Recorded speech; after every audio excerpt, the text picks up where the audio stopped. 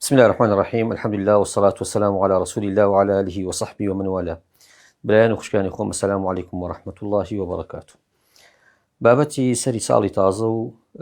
پیرۆزباییکردن و لە مەسیحیەکان بەم مناسبەیەوە و هەروەها بەشداریکردن لەم یادەتە بابەتی شەرعی و حکمی شەرعی لەم قەزێدا چۆنە. بابەتێکم ڕۆ زۆر قسەی لەسەر ئەکرێت ئەهێنرێت و ئەبرێت لەو منتەڵەقەوە لەو دەرچەوە کە ئەڵڵا سوبحانه وتعالە کە باسی منکەرێکە کاریان خراپەیەکە کە لەناو کۆمەڵگەدا سەر هەڵئەدات وەک لە قورئاندا ئیشارەتی پێداوە. بۆ نمونە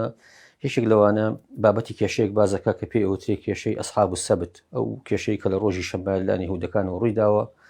رب العالمین کە باسییانەکە سنفێک بازەکە دەفەرمێت وقالت أمة منهم لم تعظون قوما الله مهلكهم أو معذبهم عذابا شديدا. بۆچی نەسیحەتیانەکەن، بۆچی پیان ئەڵێن خۆ تازەوانە هەر بە هیلاکە ئاشن و خۆیتەوە عەلە سیان نەدات. بەڵام ئەوانەی کە ڕێگریانەکرد لە منکەر و حقائقەکانی ڕوونە کردوانێ ئەفەرمون قالوا معذرة إلى ربكم ولعلهم يتقون. تەنها عذر و پۆزشێکە بۆ خۆمان لە لای پەروەردگار تاوەکو بڵێن ئەم بابەتەمان گەیان، بەڵکو ئەوانیش بگەڕێنەوانێ و واز بێنن.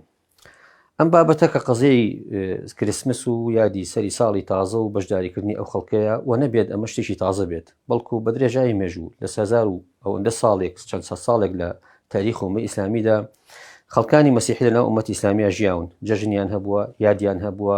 و هەروە مناسباتی تایبەتی خۆیانیان هەبوو، مناسباتی عام و دینی خۆیانیان هەبووە. لەبەر ئەوە شتێک نییە کە شەرعی ئەڵڵا سوبحانه وتعالە دەستەوەسان بێت لەوەی کە قسەیشی تێدا هەبێت. دوو بابەت هەیە بەسەریعی حەزەکەم لە یەکی جیا بکەینەوەوانە کە زۆرجار تێکەڵ ئەکرێت. ئیشیان مامەڵەکردنی مسلمانان لەگەڵ ئەدیانەکانی کە و خاوەنی دینەکانی کەدا کە بە درێژایی مێژوو خەڵکی دینەکانی کەی مەسیحیە یەهودیە لەناو ئومەتی ئیسلامیە ژیاون،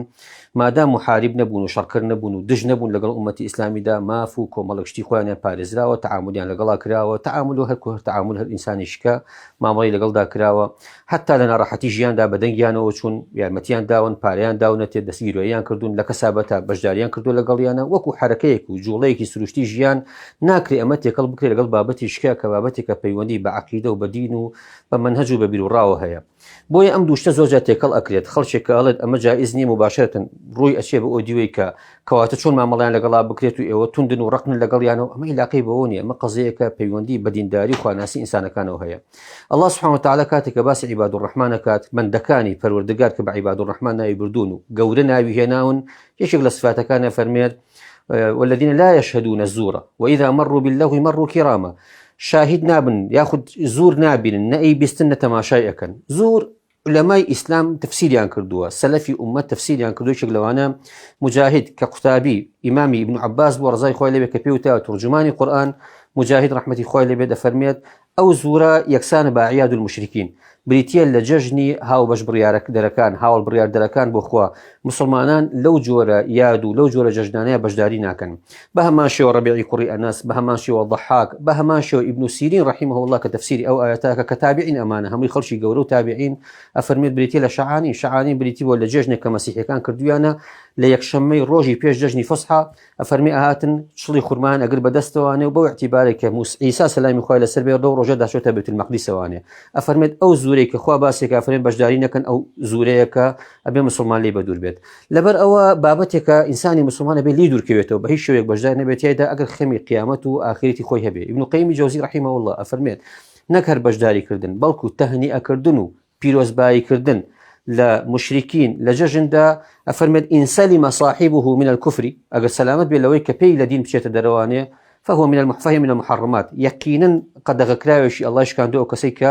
تەنها جەژن پیرۆزباییشیان لێ ئەکا بەو مناسبەتەوە. پیرۆزباییکردن چ جای بەشداریکردن بۆ چکە فەرمێت بەعکسەوە پیرۆزباییکردن یاخود دەستخۆشیکردن لە ئارەخۆرێک عارەقی خواردەوانە پێی بڵێ ئافێتە بێت و نۆشی ژیانت بێت. دەستخۆشیکردن لە قاتیلێک و پیاکوژێک کە پیاوێک کوژێ بڵێ دەست خۆش بێت و کارێکی چاکت کرد، ئەفەرمێت سەلامەتتر و ئەهوەنترە لە ڕەنگە لەوەی کە پیرۆزبایی لە خەڵکی بکەی لە قەزەیەکی مەبدەئی و ئیعتیقادیە کە شتێکی قورس ئەکەن. برایانی خۆم کەسانی خۆم خەڵکانێک دێت دەڵێت بەشداریکردن تیایدا محرمە، لە بەڕێی محرمات تیایدا ڕوئەدات و چیدا بەشدارە بێت، بەڵام قەیچێکە بە پیرۆزباییان لێ بکەین. پیرۆزباییکردن لەوەی کە پێیان وایە کە ئیسای کوڕی مەریەم تیایدا لەدایکە بوو کە خوایە، کە کوڕی خوایە، کە بەشێکە لە خوا، ئەوەی کە الله سبحانه وتعالى هەڕەشەیەکی تیادا کە دەفەرمێ وقالوا اتخذ الرحمن ولدا لقد جئتم شيئا إذا تكاد السماوات يتفطرن منه وتنشق الأرض وتخر الجبال هدا أن دعوا للرحمن ولدا. ادعای مناڵ ئەکەنە پاڵخوا یعنی تاوانێکیان کردو قسەیشیان کردو خەریکە هەموو ئاسمانەکان بەر ببنەوە بەسەریەکە خەریکە زەوی شەق بەرێت لە خراپەی ئەو قسەیەدا خەریکە کێوەکان بدێن بێکەوە هەپڕون بە هەپڕون ببن تۆ دی پیرۆزباییەکەیت لەو ڕۆژەی کاڵی خواکەوتیایدا لەدایک بووە لەبەر ئەوە جیاکردنەوەی ئەمە حقیقەتەن مصیبەتێکی گەورە بۆی ئینسانی مسلمان ئەسڵ وایە لە هەمووی بەدوور بێت خۆی لێ بپارێزێت و ئەمەش عنوان و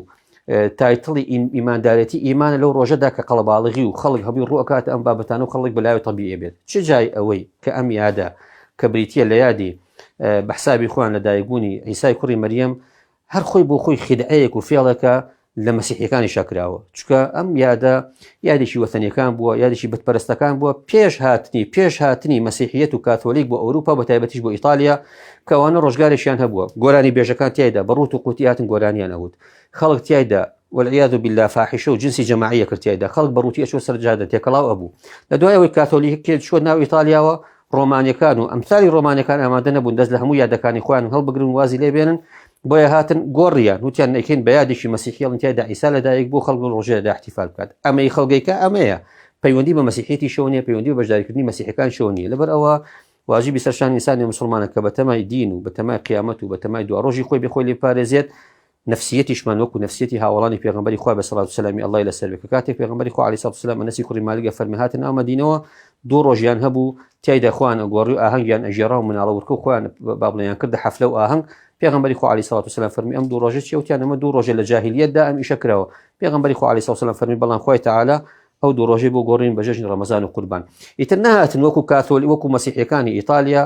واز بڵێن کاکە قەیچێکە و خەڵک کردوێتی با لەگەڵ دینایەشی بخەینەوە نا مباشرەتەن دەستیان لێ هەڵگرت و وازیان لێ هێنا نفسیەت ئینسانی ئیماندار لەم ڕۆژگارەدا ئەبێ گەورەتر بێت لەوەی کە بکوێتە ژێر تەئثیرەوانێ نە پیرۆزباییکردن نە بەشداریکردن نەچوونە ناو ئەو مەراسیمانە چونکە هەمووی تاوان و کوفرە هەمووشی ضەلالەت و حەرام ئەگەر کەمترین شت هەبێت ئینسان تێدا کەوێتە ناو محەڕەماتەوانێ ئەمە خیتابێکە کە مەفروض وایە بە هەمومان بگات و ئاگداری بن عیلاقی بەوە نیە عیلاقی بە ئیلتیزاماتی دینی خۆمانەوەی نەک عیلاقی بە معاملەکردنمان لەگەڵ غیری خۆماندا لە نەرمی معاملەکردن لە شێوازی تعاملکردن لەگەڵیان لە ژیانکردن هەڵکردن لەگەڵیاندا دوشتی جیاوازن ئەمە خەزەیەکی دینی و ئیمانیە جێگەی خۆیەتی کێمە لێی دووربین و ئەم قسەیەش وەکو مؤمنەکەی ئالی فیرعون کە لە قورئاندا ئەڵڵا تۆمالی کردووە کە فەرموو فستذكرون ما أقول لكم وأفوض أمري إلى الله إن الله بصير بالعباد ئەمەی کە ئەڵێم ڕۆژێک دێت ئینسان لە بەردەستی ئەڵڵا دەبی یەکەوێتەوانێ و منیش هەر لە هەوندەم لەسرە کە بیگەێنم هەر کەسێکیش ئەمە بگەێنێت ئەم منکەرە بگۆڕێت و ڕازی نەبێ پێی و نەرمی نەکاتەوە شلی نەکاتەوە لەو کەسان کە ئەڵڵا سوبحانه وتعالى نەجاتیان نەدات و لە لعنەتێک دوور ئەکەونەوە کە ئەڵڵا سوبحانه وتعالى بەنو ئیسرائیلی پێی لعنەت کردبوو چونکە ئەگەر منکەرێکیاندا هەڵی بدایە كانوا لا يتناهون عن منكر فعلوه لبئس ما كانوا يفعلون خراپەیەکیان کە تایە هەڵی دایە نەیانە گۆڕی جێگەی خۆیەتی کە لێ دوور بکەین و خۆمان لێ پارێزین خوای تەعالا ئیمانی هەمومان سەلامەت کات و بە دوورمان کات و بمان پارێزێ و ئیمان و بیر و ڕاکەمان بە سەلامەتی و بە پارێزایی بهێڵێتەوە تا ئەگەینەوە بەخۆی وەسەلام عەلەیکم وەڕەحمەتوڵڵاهی وەبەڕەکاتوه